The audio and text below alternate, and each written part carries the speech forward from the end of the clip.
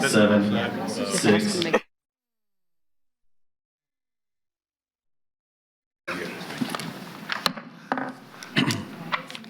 I'm Steve Smith, and I'm the chairman of Board of Trustees, and I'd like to call this meeting to order. That includes you, JB. We want to get a spiffy, good meeting today. We've got other university events this afternoon, and we've had long and good and productive committee meetings leading to this, so it's not a matter of a hurry up, but I'm going to try to hurry up. We start each one by saying the Pledge of Allegiance. General Huber, will you lead us in that, please? I pledge allegiance to the flag of the United States of America and to the republic for which it stands, one nation, under God, indivisible, with liberty and justice for all.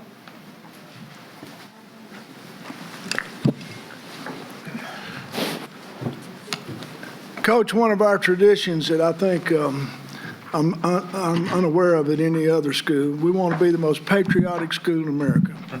And one of our traditions is we recognize a veteran at each meeting prior to getting started. General Hubert, floor is yours, sir. Thank you, Chairman Smith, Board of Trustees, President McPhee, ladies and gentlemen. It's my privilege today to introduce Army veteran Jerry Stewart. Following his graduation from high school, he entered the reality of the workforce, employed in factories and farms, and at the age of 27 decided that he wanted to join the military. Enlisted into the United States Army, served 13 years on active duty with a Patriot missile organization, and while on active duty, deployed to Qatar, Kuwait, and twice to South Korea.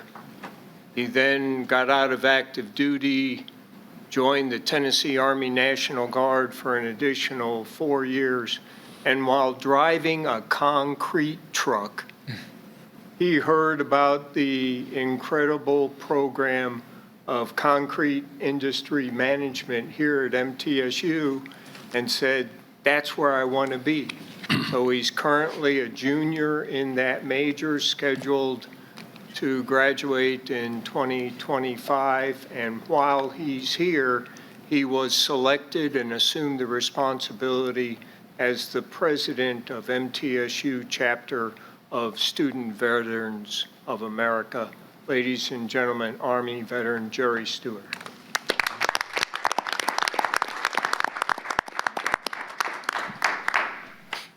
Thank you, sir, for the kind introduction. I'd like to start by saying thank you, Dr. McPhee, for reading the proclamation for the Purple Heart recognition on Veterans Day.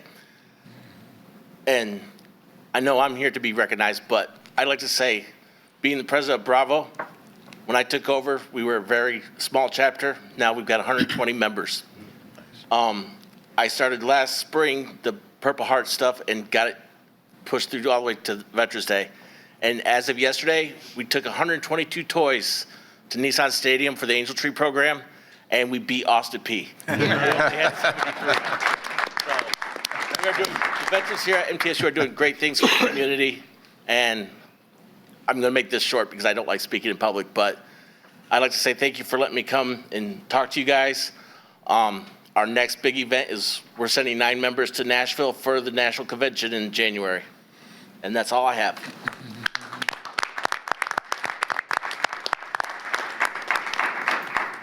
We have a big token of appreciation. Thank you. General, you can picture you should be there. It's another smiling face. Thank you, sir. Thank you.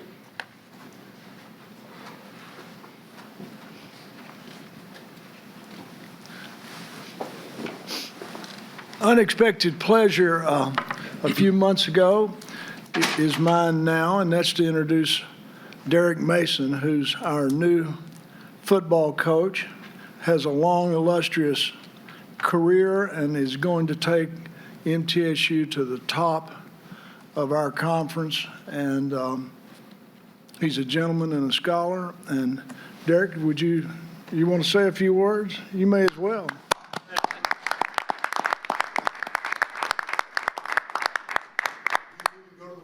Yes, yeah. Okay. You good. All dressed up.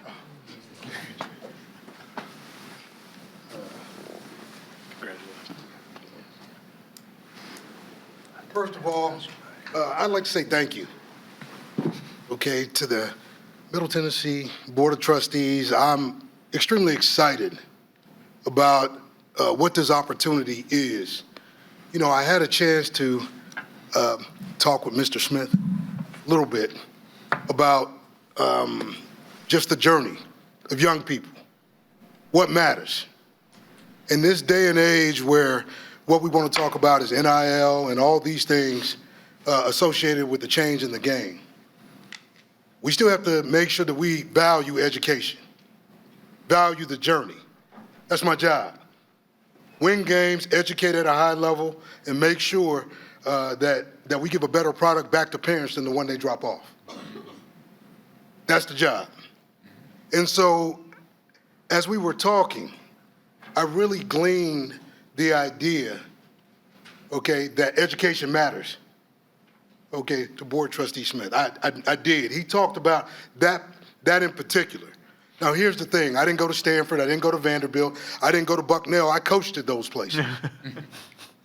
I'm a public school product, but I've been smart enough to surround myself with really good people, and you win with people.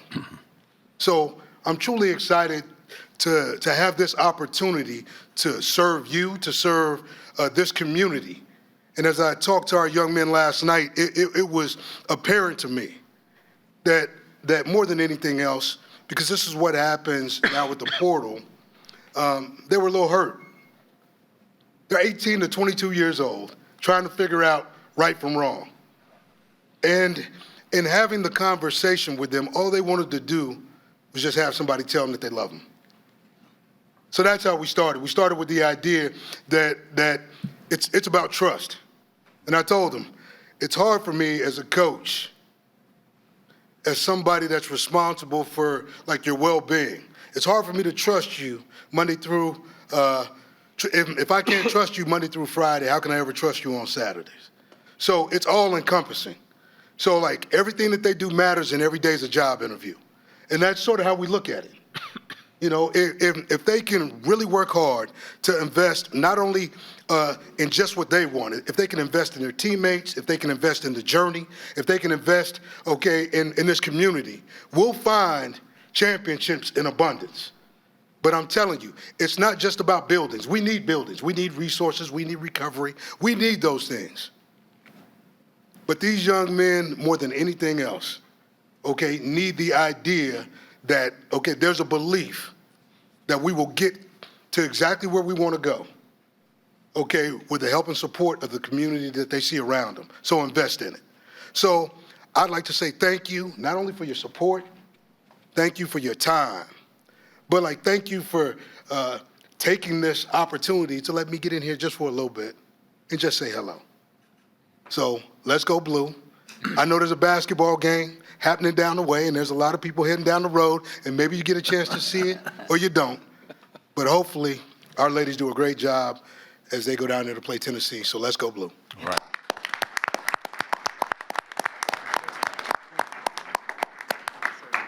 Well done. Thank you.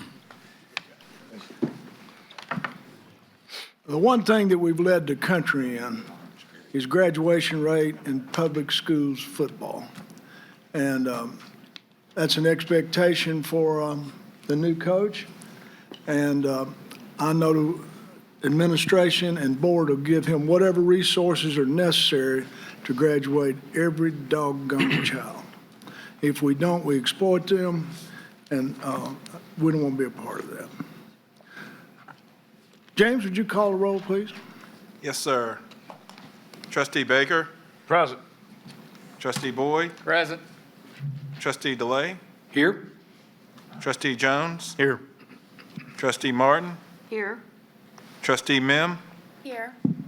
Chair Smith, Here. Vice Chair Vanek, Here. Trustee Wade, Here. Trustee Wright. We have a quorum. Good. Now's the time to elect the Board of Trustee Chair and Vice Chairman. They're the only two elected officials on our, I'm sorry? Thank you. These were Vice Chairman, Assistant Vice Chairman. We need to approve the minutes of our previous meeting. Are there any corrections, suggestions? So move. Do I have a second? Second. All in favor, say aye. Aye. Unanimous. Now's the time to elect the board chair and vice chair. There again, it's the only two positions that are elected. Article 5 of the Board of Trustees provides the election of vice chair and chair. Officers must be elected from among the voting members. Each officer serves a 2-year term. Officers may serve consecutive terms. Successful nominees will be elected by a majority of those present voting. New officers will begin serving their new 2-year terms immediately. The floor is open for nominations for the office of the chairman of the board. Mr. Chairman, if you're open, I'd like to nominate you to continue to serve as chairman. Done a fabulous, fantastic job, and can't think of anyone that would be any better for that role. So I would like to nominate you if you're open to that. Second the motion and his words. Okay, motion been made and seconded. Is there are there other nominations? Do I have a motion to close the nominations and move by acclamation? So move. So Second. moved and seconded. I'm sorry, who seconded that motion to close? Tom? All in favor? Aye. Opposed? Thank you. I'm grateful, appreciative, engaged, and I can tell you, I'm turning it up a notch. Ever how fast I've been going, I'm going to be going a little faster. So now the floor is open for nominations for vice chair. Mr. Chairman, I'd like to nominate Christine Carboyak-Vanek for vice chair. Do I have a second? I second. Motion been made and second. Are there further nominations? Do I have a motion to close the nominations and Motion to close. all right? Second. All in favor, say aye. Aye. Opposed? Unanimous. We fooled them. Thank you. So next on our agenda is a rulemaking hearing. So James, lead us through that. All right, just one moment.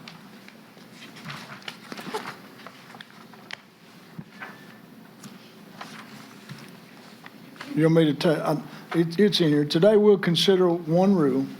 The hearing is called in order on Wednesday, December 6, 2023 at 1:15 p.m.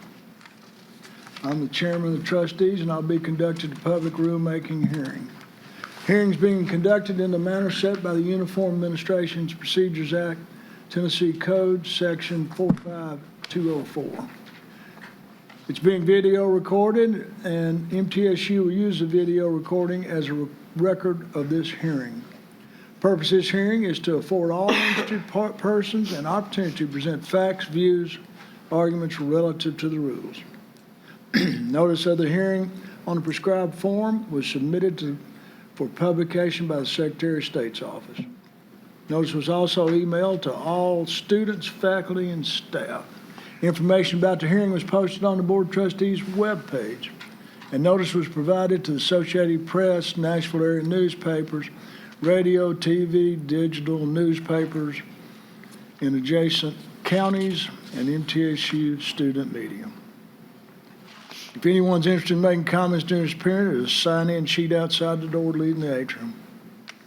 If you wish to provide comments on the purpose, please sign the sheet. Pat Thomas Head, Senior Administrative Associate to the Board, will assist in this process. We made copies of the rule available, and they can be found next to the sign-in sheet Today we'll have a hearing on MTSU Rule 02400702 Residency Classification Amendment. I'd like to ask Dr. Floyd or James, you are Dr. Jurisprudence, right? I am. Okay. Dr. Floyd to give a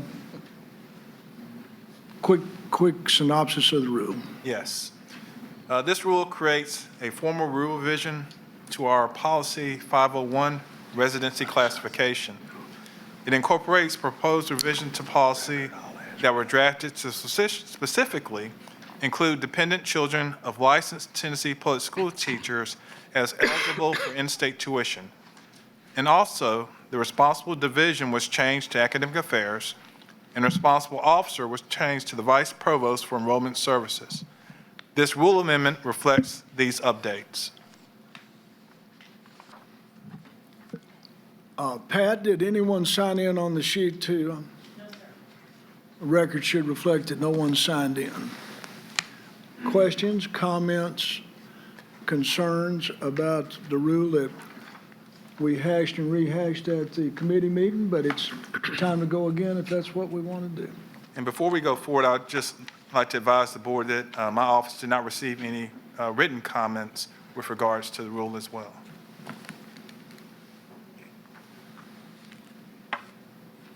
Should I read that into? We're affording all parties opportunity for facts, arguments related to, and we've been notified by all the previously mentioned and no one signed in. So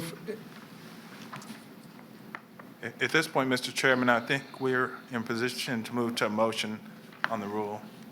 do I have a motion that accepts or So moved. Second. motion been made and seconded to approve the rule? Just because there was correspondence or talk, correspondence, both the vice chair and the chair have received satisfactory correspondence back from staff concerning the points that we brought. Is that fair? That's a fair statement. Okay. All in favor of the rule change, say aye. Aye. Mr. Chairman, since this is a rule, it will have to be a roll call vote. Would you call the roll? Trustee And the vote? Baker, Thanks. Yes. Trustee Boyd, Approved. Trustee DeLay, Approve. Trustee Jones, Aye. Trustee Martin, Approve. Chair Smith, Approved. Vice Chair Vanek, Approved. Trustee Wade, Approve. motion carries. Motion carries. Well done. A lot of work, I'm sure. Now, no. Bill Jones, you're the acting chairman of this committee. Take over. Thank you, Mr. Chairman. I appreciate it. The Academic Affairs, Student Life, and Athletics Committee met on November the 14th, 2023. The committee approved the minutes from its August 15, 2023 meeting. Today, I'd like to present two action items for the board's consideration. First, revision to Policy 501 residency classification were presented to include dependent children of licensed Tennessee public school teachers. The responsible division and officer were also changed to academic affairs and the vice provost for enrollment services, respectively. Parallel rule, Rule 0240-07-02, residency classification, is also presented for amendment and will capture the revised version of Policy 501. The committee unanimously approved the policy and the rule revisions. The second item for consideration by the committee was approval of expedited tenure. Provost Burns presented Dr. Sal Barbosa, who returned to MTSU after working in the private sector for a year. Because he was tenured before leaving MTSU, the provost and president recommended him for expedited tenure. The committee unanimously approved the recommended expedited tenure. Informational items were also provided to the committee, which included performance metrics and an update on athletics. Mr. Chairman and trustees, materials outlining the committee's actions were made available for your review prior to the meeting and are contained in your board notebook. Chairman, that concludes my report, and I would like to make a motion for approval. Thank you, Ms. Jones. Is there a second? I would like to second that. I have a question. Alan, did you put a number on how many this would be? The residency change? I believe we said last time it was probably less than 2. It was 1 or 2. Now, that can change, once you make this rule, but we don't expect that. I mean, if you It's not going to double, we're at overwhelm the 4. budget. That was We're my good on only budget. thought. Okay, there, further discussion? All in favor say aye. Aye. Opposed? Unanimous. Trustee Boyd, Audit and Compliance. Thank you, Mr. Chairman. The Audit and Compliance Committee met on Tuesday, November 14th of this year. The committee approved the minutes from its August 15th, 2023 meeting. At the meeting, there were no action items brought before the committee. Informational items included an internal audit quarterly report, including results from 2 internal audit reports, the fiscal year 2023 audit of inventories and the fiscal year 2023 year-end cash counts.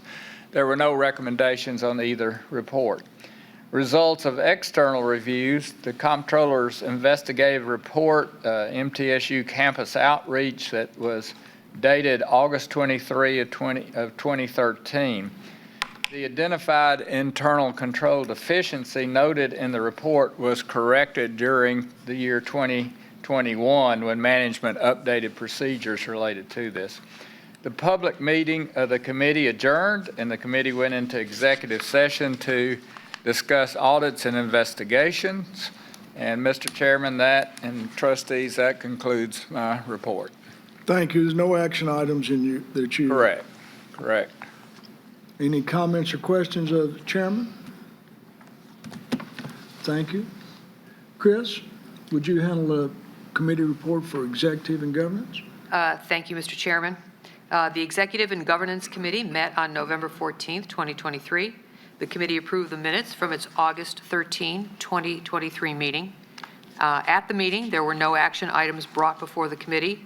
There was one information item presented, a discussion of the 2023 self-evaluation results, action for improvement. Under Section 11.4 of the Board's Policy on Committees, it is the responsibility of the Executive and Governance Committee to present and lead a discussion of the completed self-evaluations, including identifying board strengths, needs, and actions for improvement. This also meets our SACS COC responsibility to define and regularly evaluate our responsibilities and expectations. As background, we received access to an online anonymous evaluation survey in October. The online survey instrument consisted of 24 questions to provide board members the opportunity to evaluate board functions and operations, and 6 questions soliciting comments. At our November meeting, the survey results were presented for discussion and consideration of any potential action steps for improvement. For each category of questions, a brief summary of the results is followed by a bar graph of the responses for each survey question. The bar graphs then show the number of individual responses to each of the 4-point Likert scale options, specifically strongly agree, disagree, strongly disagree. Almost all responses were either strongly agree or agree. Overall, the comments indicated that members have a positive assessment of board functions. Mr. Chairman and fellow trustees, that concludes my report. Thank you. Trustee Pete DeLay, you're next. Thank you, Chairman Smith. The Finance and Personnel Committee met on November 14, 2023. The committee approved the minutes from its August 15, 2023 meeting, and 2 informational items were presented to the committee, including THEX 2024-25 Operating Appropriations Recommendations and THEX 2024-25 Capital Outlay and Maintenance Recommendations. Today, I would like to present 3 action items for board consideration. The first item is a recommendation to approve the proposed compensation changes. The university is recommending the implementation of market salary increases for faculty and staff. These market adjustments will be based on the 2020-2021 CUPA data, CUPA meaning College and University Professional Association. and will be effective January 1, 2024, for employees on the payroll as of December 31, 2023. With the allocated resources, employees whose current salary is below the market predicted salary will receive 46.7% of the recommended adjustment in accordance with the university's approved compensation plan. As a timeline for developing an employee incentive pay plan was also provided in the materials.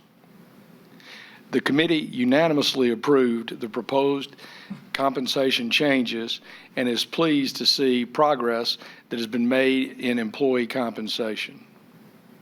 Since the establishment of the MTSU Board of Trustees in 2017, $31.3 million in salary increases has been approved by this board. Of the increases, only $20.9 million of the funding has come from the state, leaving the remaining amount of $10.4 million having come from university resources. The funding typically comes from additional tuition revenue, but also comes from budget reallocations and cost savings made by the university. Now I'd like to take just a minute to reflect on what has happened with salary market adjustments since the board was established. In November 2017, the university reported that we were working toward the 2014-15 market data. Then in November of 2021, the university updated the market data to the 2020-21 Coupa data. Again, Coupa meaning College and University Professional Association. And that's the data we're currently working with. The next item is a recommendation to approve the 2023-24 October revised budget. As required by THEC, one of the three budgets submitted annually for approval by the Board of Trustees is an October revised budget. This revised budget contains the following changes since the July original budget.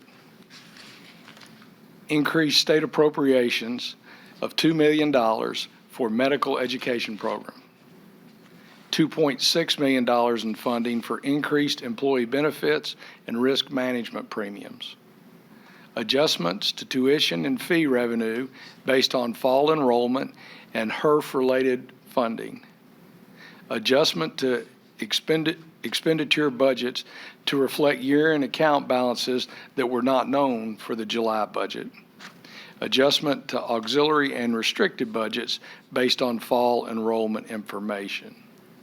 The 2023-24 October revised budget was unanimously approved. The next item is a recommendation to approve the Research Foundation Agreement. The Research Foundation's relationship to the university is based on a shared interest in developing the university's research capacity and productivity and success of the university's mission. The purpose of the agreement is to establish responsibilities, authorities, and relationship between the university and the Research Foundation. The agreement will also define and establish the standards and procedures for accounting for and auditing of accounts. The committee moved to postpone the vote on approval of the Research Foundation Agreement to today's full Board of Trustees meeting. That item of the Research Foundation Agreement will be presented as a separate and apart action from the Finance Committee's recommendations for approval. Mr. Chairman and trustees, the materials outlining the actions by this committee were made available for your review prior to the meeting and are contained in our board notebooks. That concludes my report, and I would like to make a motion for the approval of the proposed compensation changes and of the 2023-24 October revised budget. Second. Do I have a second? Second. Other questions, comments? Okay. All in favor say aye. Aye. Opposed? Unanimous. Next, I'm going to ask David Butler to give us a heads-up overview of the Research Foundation.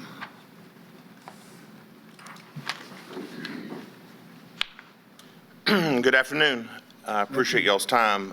Reflection back to the committee meeting. During that time, we discussed the proposed shared service agreement between MTSU proper and the MTSU Research Foundation.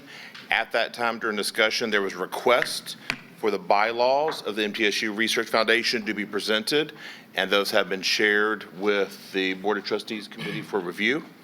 And so at this time, I'll be happy to answer any additional questions from anyone. I haven't seen them. I haven't seen them.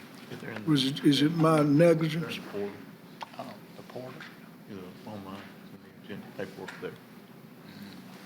Well, has the board seen the, I've read them. okay. You're okay And with it? answered the questions that I had about officers and those type things. So yes, I've read them and they were satisfactory. They're in the materials, Yes, correct? correct. Page 87, I was told. Anybody have any questions?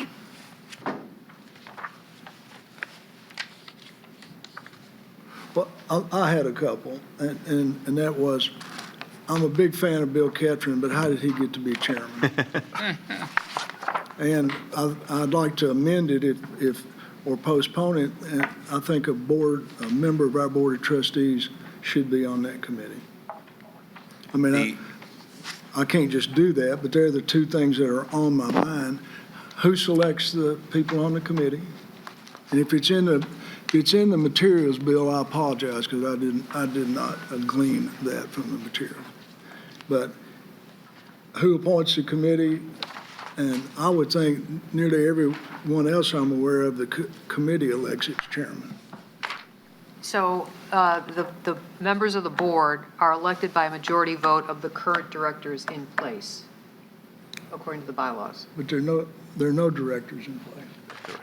I think there are There are three. Three directors. three. All right, I'm go with them.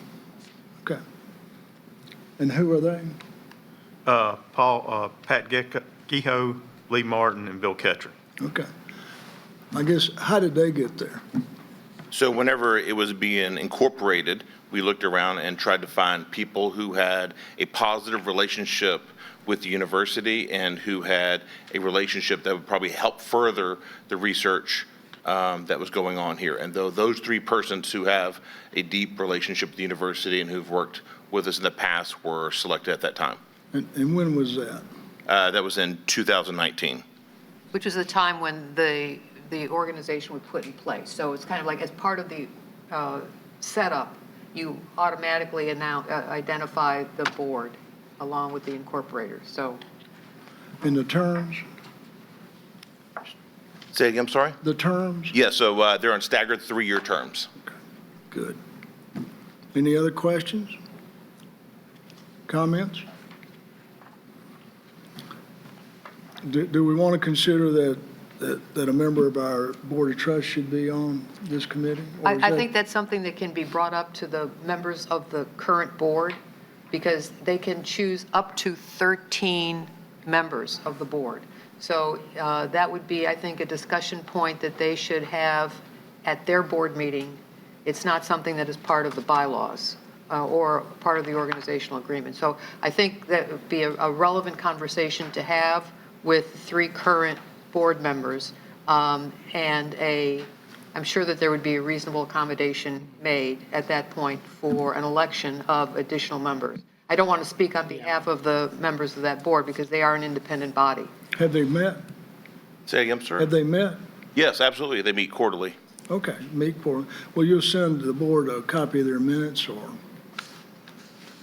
Say again? You'll send the Board of Trustee a copy of their minutes? Well, I'll need to ask the board for that. I mean, I'm not a member of the board, so this is a conversation between boards. And there's also a level of independence that's required between boards, so I don't want to overstep my role as Vice Provost of Research.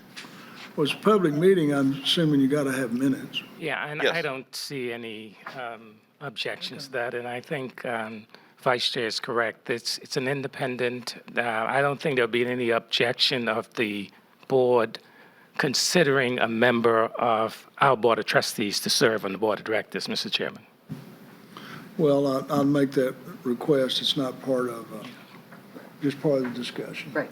But I'd like for the minutes to reflect that that was part of the discussion, please. Any other questions? All in favor, say aye. Aye. Opposed? I'm sorry, Perfect. was there I don't think a motion had been made yet and seconded, I don't know that it was seconded. so I think we need to first We have need to go that. back and All right, that's good. have a motion. Do we and- have a I'd like to make the motion. Second. motion been made and seconded? Any more discussion? All in favor, say aye. Aye. Opposed? Thank you. Great. Thank you all very much. Have a great afternoon. I don't see a new business, but the, President's report. I'm sorry? President's report. Right, I had a board thought, though. The foundation sent, JB has chosen not to serve on the foundation, and I'd like to appoint Tom Boyd to that position. Go ahead. I think you have a right to do that. Yeah, I just want, let's make sure the minutes reflect that, please. Thank you, sir. Sorry, go. Well, good afternoon, and thank you, Mr. Chairman. And as always, I appreciate the opportunity to update the board on matters and activities at the university since our last meeting. And the item that I'd like to just briefly update you on is to share our activities in the recruitment for the upcoming fall of 2024. You know, in my previous report, I told you the success of our fall recruiting class for 2023 this year. As you know, our signature recruitment effort, our True Blue Tour, in which we carry on for 3 months, the 14 cities, including Tennessee, Kentucky, Alabama, and Georgia. We saw significant success and increase in the activities with our True Blue Tour the last couple of months. We hosted a total of more than 1,000 students throughout that period, which was slightly over last year. Also, we had 541 high school counselors that attended our counselor reception, the President's Counselor Reception luncheon. And ladies and gentlemen, that's an increase, a 63% increase from the previous year. Of those 541 high school counselors who attended, 99, close to 100 of those represent high schools from which MTSU has had no currently enrolled students. We believe that these relationships will grow our enrollment into new schools and our communities. And we're seeing the result of that now. Our first report as of December 1, our freshman applications are up 4.1%, and we have admitted 666 more freshmen for fall of '24, and that's a 10.3% increase above our very good numbers of last year. Transfer applications are up as well, 3.3% over last year, and we have admitted 14.8% more transfer students than this same period last year. Now, regarding enrollment for the upcoming spring of '24 and summer of '24, the numbers are also very strong, with both freshmen and transfer admits are up for both terms. For spring of '24, our freshmen admit are up 40%, and our transfer admits are up 9.2%.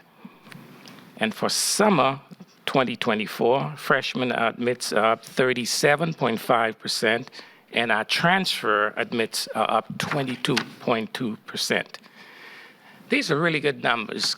Compare with the competitive nature of what we are seeing nationally.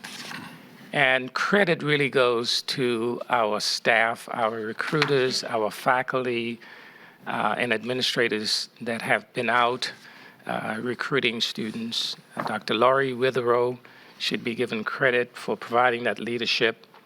And we are very hopeful that we will see the results as we begin next summer to start enroll students for fall of 2024.